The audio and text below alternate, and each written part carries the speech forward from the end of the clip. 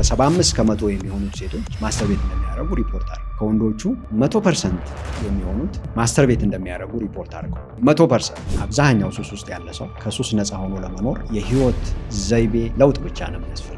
እንደሌላው ስር ሰደደ ህመም በየቀኑ መድኃኒት እየዋጠ መኖር አይኖርበትም። አንድን ነገር ለመልመድ 21 ቀን ያስፈልገዋል። አንድ ሰው ከለመደው ነገር እንዲወጣ ስንት ቀን ነው የሚያስፈልገው? በእኛ ሳይንስ ሱሰኛ ያገግማል እንጂ አይሻለውም። በህክምና ሳይንስ መዳን የሚባል ነገር የለም። ፖርኖግራፊ ሳይንቲፊካሊ ምን ስለሚነካ ነው እዛ ውስጥ ገብቶ እንዲቀር የሚያደርገው? ትራውማ ያላቸው ሰዎች አልኮልና አደንዛዥ ዕፅ ሱስ የተጋለጡ ናቸው። ዶፓሚን ማለት ምን ማለት ነው? በዚህ ምድር ላይ የምታወራው ማንኛውም ስኬት፣ ስራ፣ ትምህርት፣ የትኛውንም አይነት እንቅስቃሴ ያለ ዶፓሚን ሊሆን አይችልም። ነገር ግን አንድ ሰው አንድ ሲጋራ ሲያጨስ የዶፓሚን መጠኑ በ150% ይጨምራል።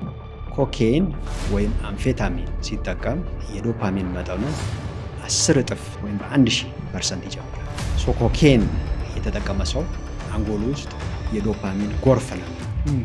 በዘር ይተላለፋል የሚለውን በእርግጠኝነት የምናገረው ከማከማቸው ህመምተኞች በአንድ ቤተሰብ ውስጥ 2፣ 3 እስከ 4 የማገኝበት ጊዜ አለ። ኢትዮጵያ ውስጥ ከአዲክሽን ጋር በተገናኘ ሚስኮንሰፕሽኖች አሉ የምትላቸው ነገሮች ይኖራሉ? አንደኛው